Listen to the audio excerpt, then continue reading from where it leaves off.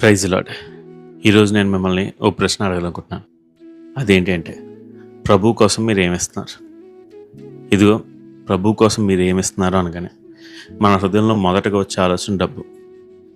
ఇదిగో డబ్బు కోసం మాట్లాడుతున్నారు కాబట్టి ఇది మనకు సంబంధం లేని విషయం అని చెప్పి ఆ కైండ్ ఆఫ్ తలంపు మనలోకి వస్తూ ఉంటుంది. అయితే నేను డబ్బు కోసం మాట్లాడలేదు. కానీ మీకు చిన్న సాదృశ్యం చెప్పినాను. అదేంటి అంటే, ఒకానొక చిన్న పాపకు తన తండ్రి చర్చికి వెళ్ళేటప్పుడు $2 ఇచ్చారు. $2 ఇచ్చి ఆ పాపతో చెప్పాడు, అమ్మ $1 నీకు కావాల్సింది కొనుక్కో, ఇంకో $1 చర్చిలో వేయడానికి, మర్చిపోకుండా అలా చేయి అని చెప్పగానే ఆ అమ్మాయి గెందుకుంటూ చర్చికి వెళ్ళడం మొదలుపెట్టింది. వెళ్తూ ఉండగా దారిలో కొట్టు కనిపించింది. సరే ఇక్కడ ఓ చాక్లెట్ కొనుక్కుందాం కదా అని గెంతుతూ ఉండగా సడన్గా కింద పడగానే ఒకానొక కాయిన్ దొల్లుకుంటూ ఆ పక్కన ఉన్న డ్రైనేజ్లో పడిపోయింది. అది కొట్టుకుపోయింది. ఇప్పుడు ఆమె దగ్గర ఉన్నది ఒకే $1. కొద్దిసేపటికి ఆ అమ్మాయి తేరుకుని, ఇదిగో మా డాడీ నాకు $2 ఇచ్చారు, ఒకటి దేవునికి ఒకటి నాకు, ఇది ఇప్పుడు పోయిన $1 దేవుంది, నాది నా దగ్గర అని చెప్పి వెళ్ళి క్యాండీ కొనుక్కో. మనం కూడా దేవుని దగ్గర అలాగే చేస్తున్నాం కదా.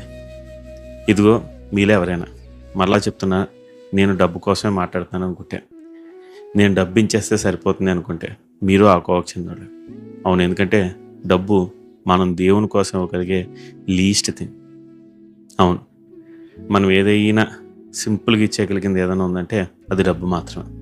కానీ దేవుడు అడుగుతుంది మీ దగ్గర నుంచి డబ్బు కాదు, మీ సమయం, మీ జీవితం, మీ తలాంతులు. అది మీరు దేవునికి ఇవ్వడానికి సిద్ధంగా ఉన్నారా? నశించిపోతున్న ఎన్నో ఆత్మలను వాటి కోసం మీరు ప్రార్థిస్తున్నారా? ఇదిగో నశించిపోతున్న ఎందరో ఉన్నారు, వారి కోసం మీరు ఏం చేస్తున్నారు? మీరు మీ కాల్ తీసి ముందుకు వెళ్తున్నారా? మీ నోరు విప్పి సాక్ష్యం చెప్తున్నారా? మీ జీవితాన్నే తెరిచిన ఒక పుస్తకంగా మీ జీవితమే సువార్త కింద ఉందా? ఆలోచించండి. ఇవేమీ లేకపోతే కేవలం నేను డబ్బు మాత్రం ఇచ్చేస్తున్నాను అని మీరు అనుకుంటూ ఉంటే మీరు కూడా పాపలాగా ఉన్నట్టు. పోయింది దేవునికి, ఉన్నది నాది అని చెప్పే రకం.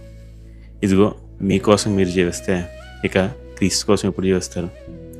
ఎప్పుడు క్రీస్తే మీకు ఇస్తూ ఉంటే మీరు క్రీస్తుకి ఏమిస్తారు? అందుకని ఆలోచించండి. ఇక మీకోసం మీరు జీవించడం ఆపండి. మిమ్మల్ని మీరు ఆల్రెడీ సెలవు వేసుకున్నారు. ఇక్కడ నుంచి జీవిస్తున్న నేను కాదు, నా యందు నా క్రీస్తు అని పౌలు గారు చెప్పినట్లు మీరు చెప్పాలి.